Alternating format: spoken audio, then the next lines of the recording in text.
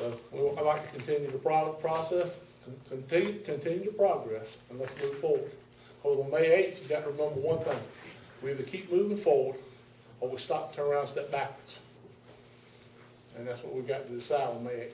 And I appreciate your vote, and I appreciate your support. If there's any questions about any of this, I'll be willing to answer any questions. I really will. I heard there was a slight hiccup in the budget. The hiccup in the budget. Is that gonna affect us? No. That budget, it basically, it was just paperwork, it was already fixed. And everything that we had put on hold, we put some stuff on hold to make sure that the tax come in like we expected them to come in. Right. And actually, we started, all the projects we had, we've started them back. We're putting a new roof on the courthouse, we're fixing, putting a new carpet in the courthouse, and we're also fixing, everybody's complaining about the panel in the courthouse, it's been bad for about 20 years now. That should be fixed shortly too, that's already the process of this budget hiccup. We just shifted some stuff around and made sure that we got it done. It's not gonna affect y'all at all. We shifted the money around from other places that had money hadn't been used that we had budgeted for. It's basically just the fact that the money was there, we just had to shift it around different places. Budgeting process is about planning how you're gonna spend the money. Right. And that's pretty much what happened. It was a mistake made.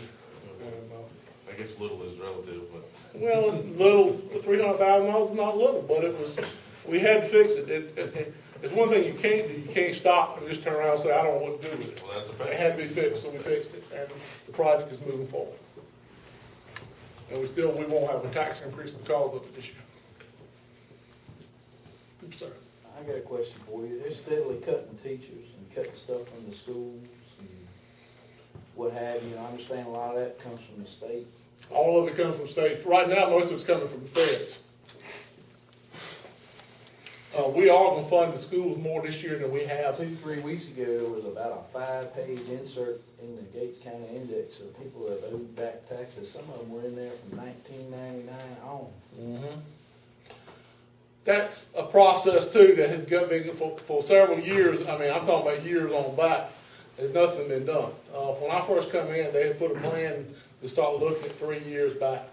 We had just this last week, we signed up with a new attorney that all he does basically is foreclosures. He only gets paid a certain amount for every foreclosure, and he will start working on a 2-year process. After 2 years, if the taxes aren't paid, he will go into the foreclosure process, and that should start backing up. Some of these back taxes will start picking up. Now, if they're in bankruptcy, there's nothing we can do with it until after the bankruptcy clears. But you're right, there's a lot of taxes. They've been there for 10, 12 years, and we started working on a lot of them taxes to try to bring it back in. But they had gotten that way from a long time back.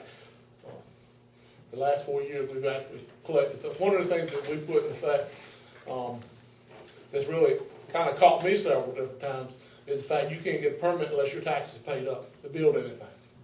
As an electrical contractor, when I go in there to get an electrical permit, I've got to go to the tax office and make sure that I can get a slip from the tax office saying the taxes are paid before I get a permit for them.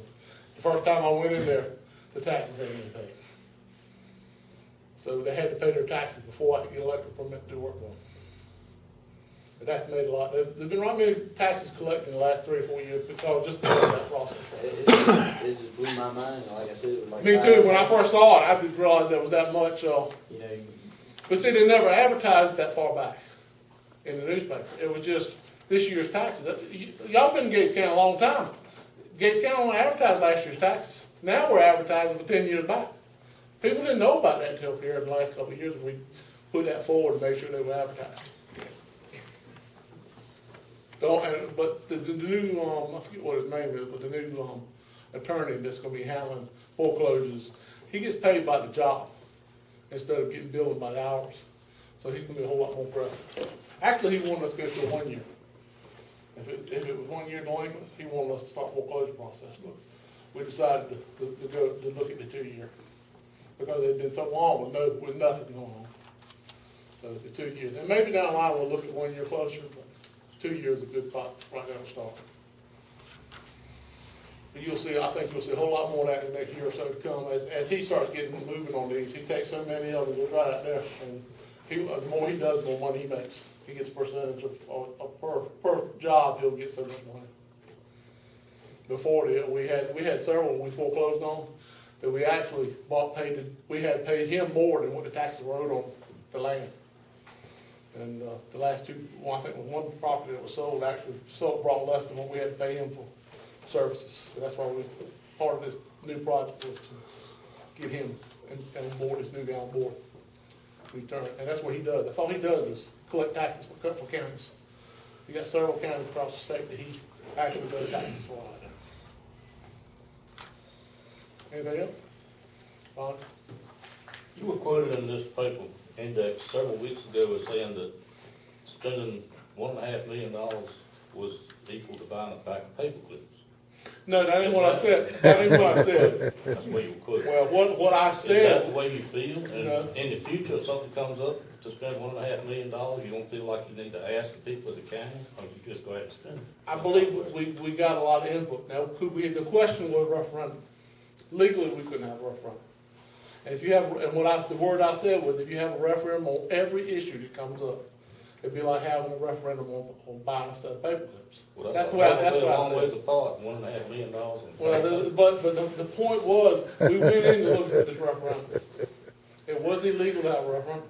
Now, there were several people that said you could get around it. The attorneys that we paid to do this, and the state furnishers said we couldn't have a referendum legally. And that's the way, I'm not an attorney.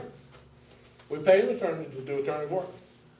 Now, when I said that, the actual words were, and when I talked to Cal, I told him that. I said, if we have a referendum on every issue that we have to vote on, it'd be like having a referendum on the order of paper clips. And I don't mean that trying to say that paper clips are like, but you can't have a referendum on every issue. And the general statute looks at that way.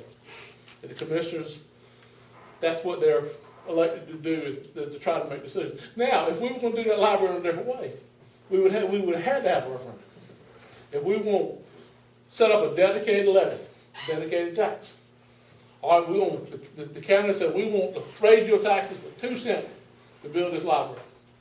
That law is set up to keep you from being able to do that. You have to have a dedicated, if you're going to have a dedicated levy or a bond referendum, which was referenced several times about another county, they actually had a bond referendum. General statute said you have to have a referendum to do a bond or a levy for a project like that. That's what that was about. You might not agree, like I said, you might not agree with me, but that was the legalities of it, and that's why we stayed with that legalities. I wasn't, and the other two commissioners weren't, and the third and fourth one wasn't in to second guessing the attorneys about having a referendum. So, Whose idea was it for the library? Well, the library, the first thing that come up, Kenny, y'all Kenny Durning, he's the first one to come, and he come to the county manager and said, look, at some point in time, if we see a chance of getting a library or trying to build a library or some way of doing it, he'd like to see it happen. That's where it started at. That happened probably 4 years ago, right after the county manager took office. Later on, we were looking at trying to find some money to do some repair work in the courthouse, to do some library work. We contacted USDA, and there was some money available for library work. So we had him come out there, the engineer come out, walked around the courthouse, looked at everything. He said, well, we could do this